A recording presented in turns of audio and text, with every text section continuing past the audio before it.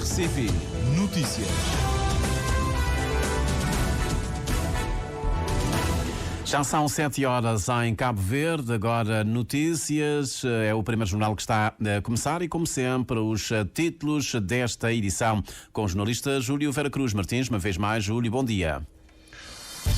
Bom dia. Novo relatório das Nações Unidas, resolver a dívida de África rumo a uma solução duradoura e estável, coloca Cabo Verde entre as 13 economias africanas em alto risco de sobreendividamento. O governo acaba de reverter para o Estado todos os bens construídos pela Macau Legend Development de David Show, na Praia da Gamboa. Uma resolução do Conselho de Ministros deixa claro que todos os prazos foram esgotados.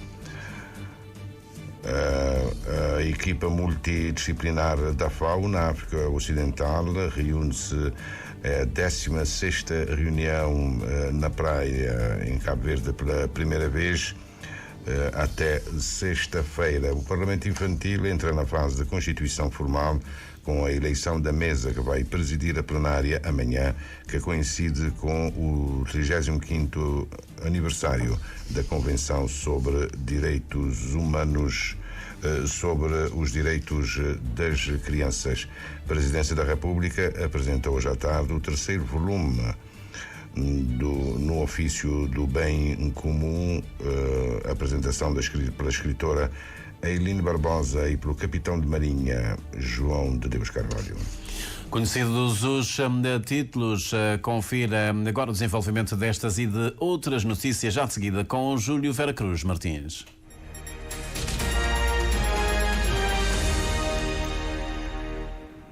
Votos renovados de bom dia. O grupo G20 chegou a 2 entendimentos. Primeiro, a Aliança Global contra a Fome e a Pobreza e a ideia, um compromisso comum de cooperação para uma tributação eficaz dos mais afortunados. Mas o que se esperava para ter influência direta na COP29 em Baku, os entendimentos sobre alterações climáticas não foram conseguidos.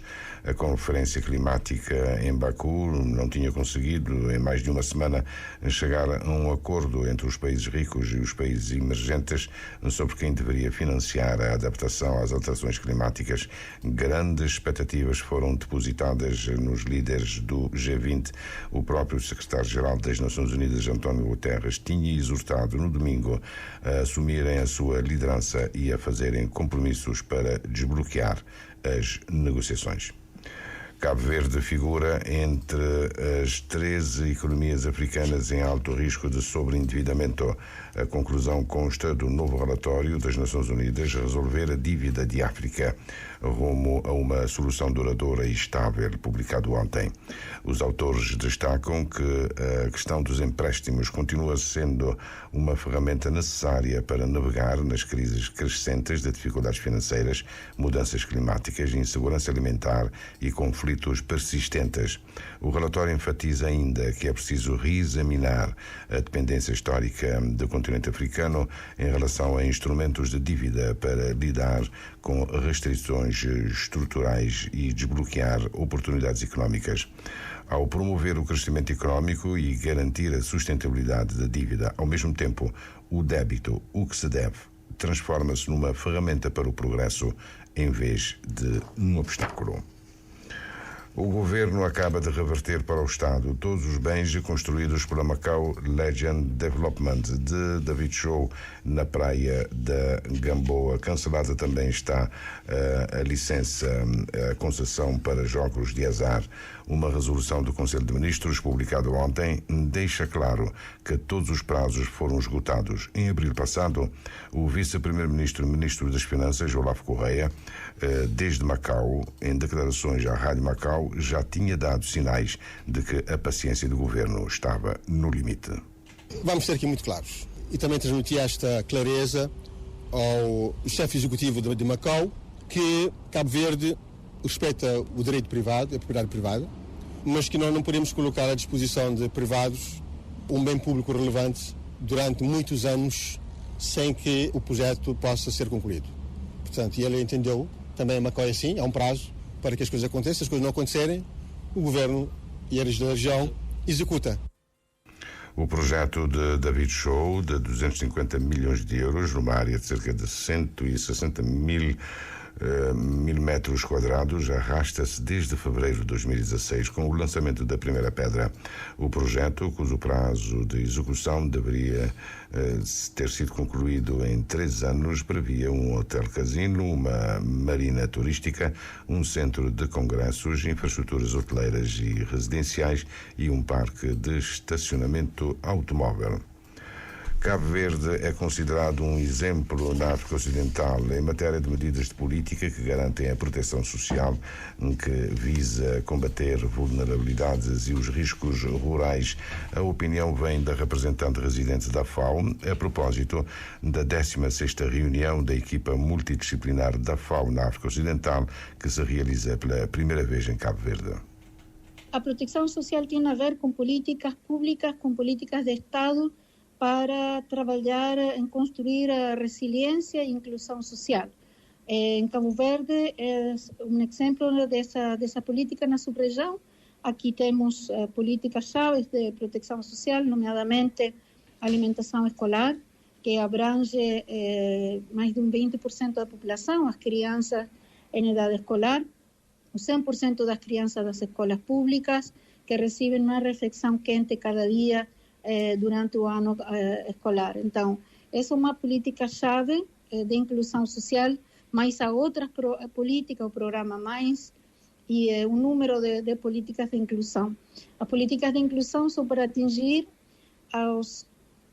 a população mais vulnerável. Ana Loura Tousa confirma que de hoje até sexta-feira vão estar na cidade da Praia à volta de 90 representantes dos 15 países da sub-região, desde altos funcionários a organizações não governamentais e grupos de beneficiários, além de instituições especializadas como a CDO e o SILS. Cada ano falamos de um dos temas-chave para nosso trabalho na sub-região.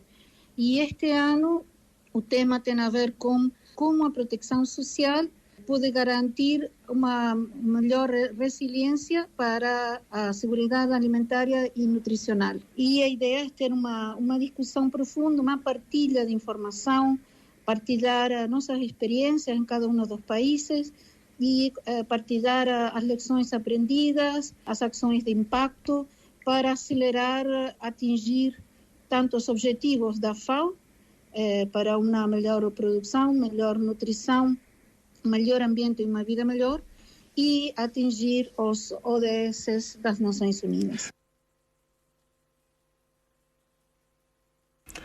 A FAO dá nota positiva à criação da empresa CB Logística Agroalimentar, recentemente criada. Ana Tousa defende que a empresa encaixa-se nas políticas da FAO de transformação inclusiva dos sistemas rurais e agroalimentares. Sim, definitivamente sim, porque a logística é essencial para ter acesso ao mercado.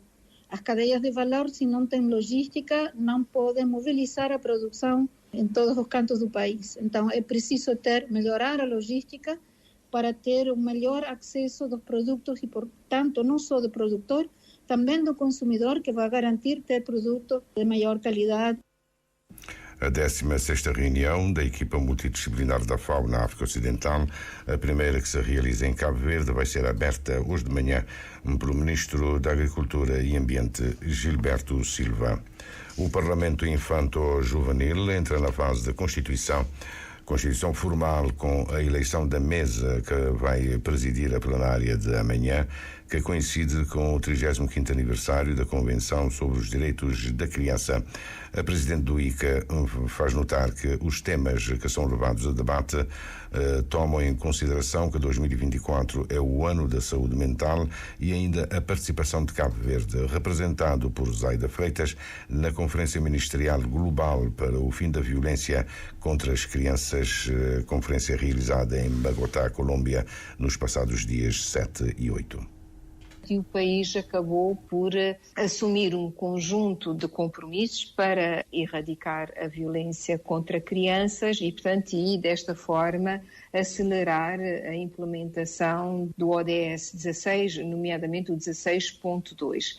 Desta forma, o foco deste Parlamento será exatamente a violência no contexto escolar e, sobretudo, com um enfoque no cyberbullying e nos seus impactos na saúde mental. Desta forma, os deputados infanto-juvenis terão uma sessão preparatória com especialistas na matéria para estarem melhor preparados para refletirem sobre esta dimensão tão importante das suas vidas, portanto, que é a saúde mental, sobretudo no contexto escolar.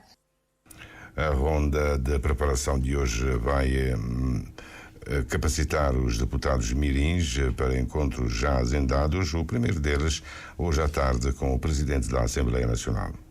E com os líderes parlamentares, mas também para o debate político que irão ter com membros do governo, sobretudo da área da saúde e da educação. Ou seja, o que nós procuramos fazer foi aproveitar o facto de estarmos no ano da saúde mental, um ano em que Cabo Verde assume compromissos claros, juntamente com todos os outros Estados-membros das Nações Unidas, portanto, a erradicar a violência contra crianças, e Cabo Verde acaba por assumir aqui também um compromisso claro relativamente à necessidade de se promover um ambiente escolar seguro e inclusivo, nomeadamente com a implementação de programas de prevenção e intervenção contra o bullying, o cyberbullying.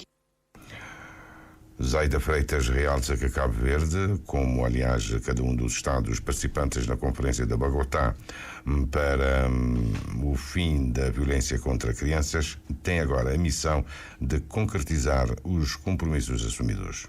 De termos um sistema para monitorarmos, para sabermos em que fase é que nós estamos da implementação desses compromissos. Não será um observatório, mas tem que ser criado um sistema de monitoramento, não é? Portanto, monitoramento e avaliação, com foco nesses compromissos que foram assumidos, não é? Portanto, ou seja, é preciso fazer relatórios sobre os progressos realizados na implementação dessas políticas de combate à violência infantil e da melhoria, portanto, dos indicadores dos ODS. E para isso é preciso criar um sistema de avaliação. A sessão preparatória de hoje abre com duas conferências sobre violência no contexto escolar, com foco no ciberbullying e na saúde mental, abordagens teóricas e propostas de prevenção. O Ministro da Educação e o Secretário de Estado da Economia Digital respondem amanhã às questões dos deputados infanto-juvenis, essencialmente sobre violência no contexto escolar e ciberbullying. As duas sessões do Parlamento Infanto-Juvenil, hoje e amanhã, realizam-se na Biblioteca Nacional. O envolvimento de grupos de mulheres calçateiras e da comunidade de Alto Bomba na requalificação urbana do seu bairro foi o resultado mais visível do projeto de arquitetura e outros bairros desenvolvido em 2019 e 2022 na cidade de Mindelo. Agora, a mesma equipa de arquitetos e investigadores que concebeu o projeto foi selecionada pela iniciativa internacional Amodo Architecture para executar um novo projeto entre janeiro de 2025 e junho de 2026, que vai permitir retomar a reflexão Cândido Fortes sobre os chamados bairros informais. A nova iniciativa criada pela ONG internacional Amodo Architecture, que apoia a arquitetura social e ecologicamente responsável, acaba de anunciar os 23 vencedores da primeira edição do prémio Amodo de Arquitetura. Foram distinguidos nas categorias Arquitetura Social, Envolvimento Social e Escala Local, cabendo a cada um montante situado entre 10 mil euros e 150 mil euros para apoiar a sua prática e novos projetos. Entre eles está o projeto internacional Seminário em Outros Bairros, ISO, de Ângelo Lopes, Jacob Kling, Nuno Flores e Rita Rainho, distinguido na categoria Envolvimento Social, e que, diz o arquiteto Ângelo, permitirá a retoma da reflexão sobre os chamados bairros informais. Nós concorremos com um projeto que se chama International Seminar on Outros Bairros. É um seminário internacional que é o chapéu do projeto, mas que depois tem um concurso de práticas artísticas em espaço público. Vamos desenvolver 4 workshops e uma exposição em 2026. A partir desse seminário nós vamos propor uma reflexão sobre esses territórios, que é uma reflexão que nós já havíamos feito a partir da iniciativa Outros Bairros, mas que agora pretendemos ampliar. Ângelo Lopes recorda alguns dos resultados da iniciativa Outros Bairros, que foi realizada entre 2019 e 2022 no bairro de Alto Bomba, em Mindelo, na Ilha de São Vicente, com apoio ao financiamento dos governos de Portugal e de Cabo Verde. Pelo menos 50% da mão de obra envolvida nesses trabalhos tinham que ser trabalhadores dos próprios bairros. Há a questão do dinheiro que é investido nas próprias pessoas, aumenta o sentido de pertença das pessoas, há todo um envolvimento e participação das pessoas no processo de definição do projeto e da execução do trabalho. Um dos grupos que se formou, por exemplo, nesse projeto foi um grupo de mulheres de Calceteiras, veio um outro grupo de São Nicolau, também de mulheres, que lhes deu formação. Elas estiveram envolvidas no trabalho que se desenvolveu em Alto Bomba e, neste momento, elas trabalham para a Câmara Municipal, por exemplo. Juntamente com o prémio Amodo Architecture, está a ser desenvolvida uma plataforma de conhecimento que visa tornar visíveis os projetos distinguidos pelo prémio Amodo de Arquitetura e fomentar a partilha de conhecimento. A Presidência da República apresenta hoje à tarde o 3º volume dos discursos de José Maria Neves, produzidos entre 2023 e 2024, alguns mesmo com abordagens que ainda hoje se mantêm na ordem do dia. Na mensagem de Ano Novo de 31 de dezembro do ano passado, o chefe de Estado exortava a um exame das reivindicações laborais. Nomeadamente as dos professores. Desejamos que as reivindicações de vários grupos profissionais possam merecer a devida atenção, pois muitas delas parecem ser justas. O diálogo deve ser eleito como a melhor forma para encontrar soluções para os diferendos. Por outro lado, é requerido uma revisão da política salarial do Estado para que haja maior equilíbrio e justiça entre os diferentes grupos profissionais. No ofício do Bem Comum, 3º volume, é apresentado pela escritora Eileen Barbosa e pelo capitão de marinha e analista político João de Deus Carvalho. A primeira Aliança Lusófona pela Liberdade Religiosa está a nascer, com lançamento previsto para sábado que vem. A iniciativa é do advogado brasileiro Fábio Nascimento e já conta com pontos focais para todos os países de língua portuguesa. Vem de muitos anos de envolvimento com a liberdade religiosa no Brasil, na América Latina, ultimamente internacional também. Participei de eventos na Inglaterra, na Índia, no ano passado.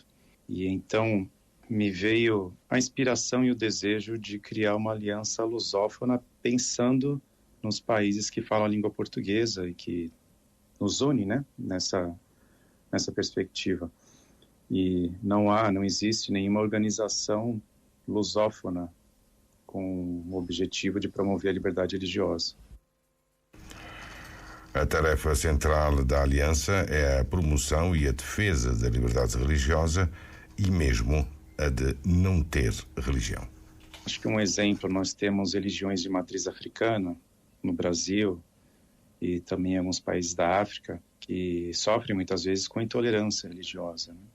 E nós desejamos ajudar essas religiões de matriz africana a serem protegidas ou tentar de alguma forma evitar esse tipo de intolerância contra elas, que vem muitas vezes da sociedade, às vezes vem do governo também. O vosso objetivo é ser uma espécie de observatório de liberdade religiosa? Sem dúvida. Um objetivo muito importante da Aliança é conhecer os problemas enfrentados em cada país da lusofonia. E então unirmos forças, criar sinergia de pessoas e organizações que conhecem, que defendem a liberdade religiosa e nos ajudar mutuamente a enfrentar esses desafios que cada país possui em relação à liberdade de crença. Iremos promover diversos eventos, alguns deles junto à CPLP, como um evento paralelo, até para aproveitar a liderança da CPLP e de alguma forma incentivá-los a promover, a proteger a liberdade religiosa. O ponto focal da Aliança Lusófona pela Liberdade Religiosa, ponto focal em Cabo Verde, é o professor universitário Milton Monteiro, que reside no Brasil. A guerra na Ucrânia completa hoje 1000 dias. O ministro das Relações Exteriores da Ucrânia vai visitar o Congresso em Washington para a procura de mais apoio. O presidente francês Emmanuel Macron considerou que a decisão dos Estados Unidos de autorizar a Ucrânia a usar mísseis de longo alcance contra a Rússia como completamente boa. Por seu lado, o Kremlin alertou para uma nova escalada e hoje de manhã já fala em acusar Joe Biden de desencadear uma guerra mundial. Passam agora 21 minutos das 7 da manhã. Está concluída esta edição do Primeiro Jornal para esta terça-feira, hoje dia 19 de novembro de 2024.